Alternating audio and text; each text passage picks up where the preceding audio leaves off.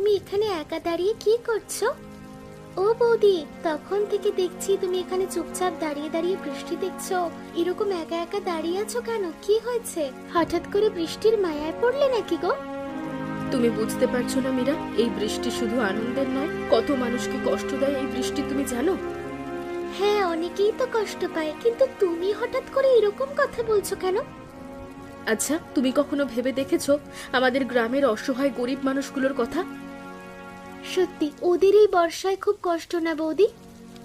ভেবে দেখো একবার, চাল ভাঙা, কারোর পুরো বাড়িটাই ভাঙা, কেউ আবার বাজারে যেতে পারছে না, কারোর ডাক্তার দেখানোর উপায় নেই। ওরা এতটাই কষ্টে থাকে যে তুমি আমি কল্পনাও করতে পারবো না।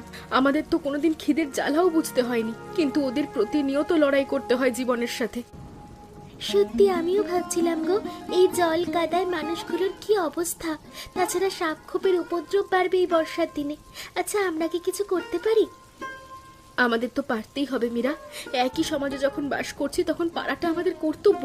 আর তাছাড়া আমাদের দয়াতে তো ওরা বেঁচে নেই, বরং ওরা আছে বলেই আমরা আছি। আমরা যে এত টাকা পয়সা কামিয়ে এত সুখে এত বড় ঘর করে আছি, এটা তো ওদেরই পরিশ্রমের ফসল। তার বদলে কি আমরা ওদের কিচ্ছু ফিরিয়ে দিতে পারি না? কিন্তু তুমি আমি কি চাইলেই কিছু করতে পারবো বৌদি? আমি একটা সিদ্ধান্ত নিয়েছি। কি সিদ্ধান্ত? আমি বাজারে একটা দোকান খুলবো। এই অসহায় মানুষগুলো যারা ঠিক করে বর্ষার জন্য খেতে পারছে না, তারা কম দামে ভালো খাবার পাবে। সাধারণ খাবার যেমন ভাত, ডাল, তরকারি তাই থাকবে, কিন্তু ওরা ভালোবেসে খাবে। কিন্তু বাবা যে মানবে না। বাবার এই গ্রামে একটা আত্মসম্মান আছে, তার বাড়ির পুত্রবধূ এরকম একটা সিদ্ধান্ত বাবা কিছুতেই মানতে পারবে না, আমি জানি।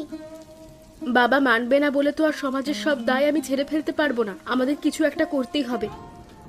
কিন্তু তুমি বাবার অমতে যাবে? ভালো কাজে কেউ পাশে না দাঁড়ালে তখন একলাই সিদ্ধান্ত নিতে হয়। ওনার মানার দরকার নেই। মানুষের ভালোর জন্য আমার যেটা করতে ইচ্ছে হয়েছে আমি সেটাই করব।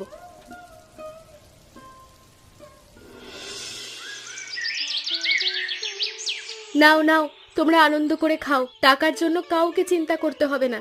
আমি তোমাদের পেট ভরে খাওয়াতে এসেছি, টাকা উপার্জন করতে নয়। যার যা সামর্থ্য অল্প কিছু তাই দিও, আর যার সামর্থ্য নেই তার দিতে হবে না। বাঁচলে পরে দেবে।